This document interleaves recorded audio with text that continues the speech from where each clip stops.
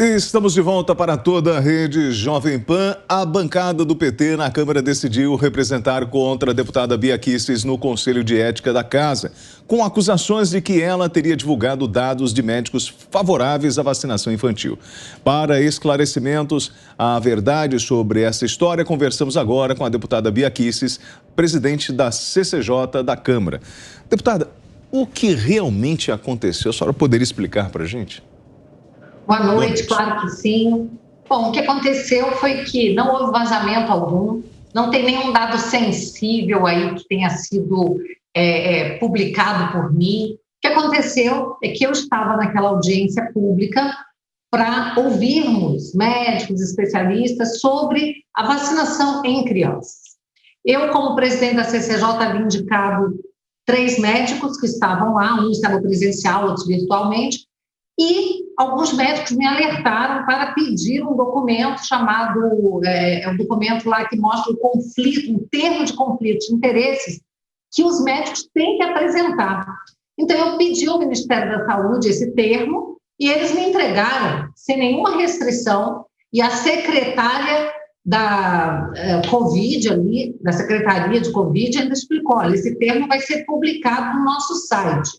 Então, de posse dos termos, eu vi que tinha 3 ali que realmente eles têm, a meu ver, conflito de interesse, porque eles declaram que eles foram, nos últimos anos, patrocinados por empresas como a Pfizer, como a AstraZeneca, tá? Que prestaram serviços, foram patrocinados como palestrantes. Então, eu quis esclarecer esse ponto para o público que estava sendo informado de que eles assinaram um termo de ausência de conflito de interesse, mas não foi passado para o público que havia possível conflito de interesse. Então, os médicos me pediram para ver. Então, eu estava num grupo de médicos do WhatsApp e passei para eles os termos, para eles me dizerem se aquilo seria conflito de interesse. E eles disseram que sim. E eu passei para eles esse arquivo que o Ministério da Saúde me passou ali na hora, rapidamente, dizendo que publicaria no site. Eu olhei o conteúdo e repassei. Bom, algumas horas mais tarde me ligaram do Ministério da Saúde, olha, estamos com um problema, alguém publicou nas redes sociais aqueles termos e tinham dados sensíveis. Eu imediatamente entrei no grupo e falei, olha, gente, se alguém publicou, por favor, remova, porque pode ter dado sensível dos médicos lá. Pronto, foi isso. Quando eu fui olhar, que fizeram tanta confusão com relação a isso, que eu falei, gente, será que tinha endereço dos médicos? O que será que tinha? Eu entrei para olhar, sabe o que tinha? O nome, o celular, o e-mail e o CPF. Dados que de sensível não tem nada, me desculpe. Isso daí você consegue em sites, você consegue em publicações, tá? Isso não tem nada de sensível. Então, eu não vazei, porque não foi me passado em confidência, me foi passado com a orientação de que eu poderia ter acesso, porque eles iriam publicar no site. Repassei para um grupo de WhatsApp de médicos, alguém resolveu publicar e não tirou ali o CPF. Agora, me dizer que isso é dado sensível, me dizer que vai entrar no Conselho de Ética, quebra de decoro parlamentar, pelo amor de Deus, gente, eu acho que deveriam prestar atenção ao conteúdo desses documentos, e pessoas que estão lá dizendo que a vacina tem que ser dada nas crianças, independente da vontade dos pais, independente de orientação médica, uma delas tem 20 clínicas de vacinação. Então, uma dessas pessoas, além de ter sido patrocinada aí pela AstraZeneca e pela Pfizer, possui 20 clínicas de vacinação. São essas pessoas que querem convencer a todos que a vacina tem que ser dada, que ela é segura, que ela não tem risco. Então, vamos lá, gente. Vamos falar sério. A gente está vivendo aqui um tempo assim, maluco, em que as pessoas ficam levantando cortinas de fumaça, e eu não estou vendo a imprensa falar do conteúdo desses termos de compromisso. Deputada. Termos de conflito. Perdão, com a palavra, Guilherme Fiuza. Deputada, boa noite. Nós não vamos ver essa imprensa, essa que já foi a grande imprensa, é claro que ela não vai falar isso, porque nessa imprensa você só lê que a vacina é tudo de bom, né? São vacinas em desenvolvimento, são vacinas em desenvolvimento que precisam, portanto, da discussão, da controvérsia, e isso não é visto no que se chamava grande imprensa, ponto final, né? Agora, a pergunta é assim, a senhora mencionou a cortina de fumaça, e por trás da cortina de fumaça, esses visíveis conflitos de interesse, o que a coletividade faz em relação a isso? A senhora, né, como uma pessoa que vem do Ministério Público, a senhora acha que o Ministério Público deveria, eu não estou fazendo aqui nenhuma apologia, caça às bruxas, nem nada, mas deveria averiguar esta trajetória, se ser patrocinado por um laboratório, você ter clínica de vacina e sair dizendo que a vacina é ótima. Quem é que tem que investigar isso aí? Olha, primeiro só uma correção, eu fui procuradora do Distrito Federal, advogada pública, mas não fui do Ministério Público. É uma carreira diferente. Mas, com certeza, isso tem que ser investigado. Não é brincadeira uma coisa dessas, tá?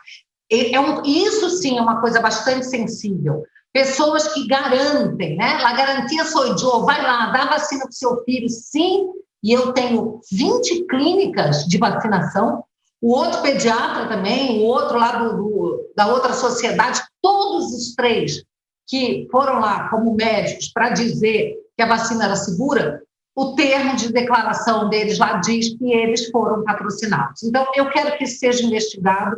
Eu acho que cabe até ao Ministério da Saúde, porque administrativamente eles têm que ver isso também, né? Porque será que esses depoimentos, será que essas falas, elas são válidas, elas são legítimas, quando são eivadas de pelo menos essa suspeita de que essas pessoas têm sim um interesse por trás daquilo que elas estão falando? Então, é muito importante, tá? Eu quero dizer também que falaram, tá? Disseram aí na imprensa que eu coloquei em risco a vida desses médicos, que eles estão sendo ameaçados. Quando uma repórter me ligou e falou, olha, um dos pesquisadores disse que está sendo ameaçado, eu falei, procure a polícia imediatamente. Porque eu já tive meus dados também vazados de CPF, até endereço meu já vazou. Quando eu me senti ameaçada, eu procurei a polícia. Mas eu peguei os dados e vi, não tem endereço de ninguém, tem e-mail. Agora, se alguém está te ameaçando por e-mail, procura a Delegacia dos Crimes Cibernéticos, como eu vou fazer, porque hoje sim, eu estou sofrendo diversas ameaças, sendo tratada como uma criminosa, gente dizendo que queria me dar tapa na cara, queria me dar um tiro, porque eu vazei dados de médicos, que os médicos têm família. Eu não coloquei nenhum médico em risco, mas talvez alguns deles estejam colocando as nossas crianças em risco. E isso é que tem que ser investigado. Augusto. Bom, eu aproveito para dizer que o convidado de segunda-feira, direto ao ponto, é o Roberto Ceballos, né? Então eles podem se preparar aí para tratar disso. Deputada, eu resolvi o seguinte hoje. Eu não faço perguntas a quem merece respostas, como você. Então eu vou te fazer uma sugestão. Por que você não recomenda a essa turma que vai investigar aí a fabricação de dossiês, daquele dossiê falso, fraudulento, sobre o Fernando Henrique e a dona Ruth, feito pela dupla Dilma Rousseff e Erenice Guerra, que apresentava o casal, Fernando Henrique, quando era presidente, apresentaram o casal como um casal perdulário que gastava uma fortuna em vinhos importados, e não era nada disso. Recomenda isso a eles. Eu queria saber o que você tem a dizer sobre isso. Os caras têm explicações a dar que têm 300 anos aí de depoimento. Cobram isso de você que não deve nada? O PT já foi dizer que vai me colocar no Conselho de Ética. Primeiro, eu nunca estive no Conselho de Ética. A minha vida é limpa. O que eu fiz não é vazamento. Eu mostrei um documento que era público, que foi anunciado ali na audiência que seria colocado no site. O que apareceu foi CPF, endereço de e-mail e celular. Isso não é dado sensível, nem nunca foi. E mais um detalhe, né? Eu quero ver quem vai me colocar no Conselho de Ética, se vai ter isso aqui para falar da minha conduta como parlamentar, porque eu honro os votos que eu recebi.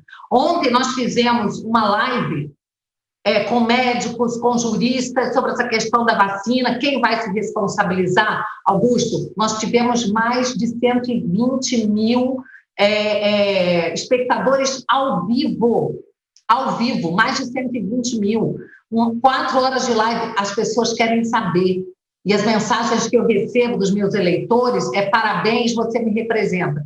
Então, eu não tenho medo de ir para o Conselho de Ética, porque eu sei que eu nunca nunca rompi com o decoro parlamentar. Ana Paula.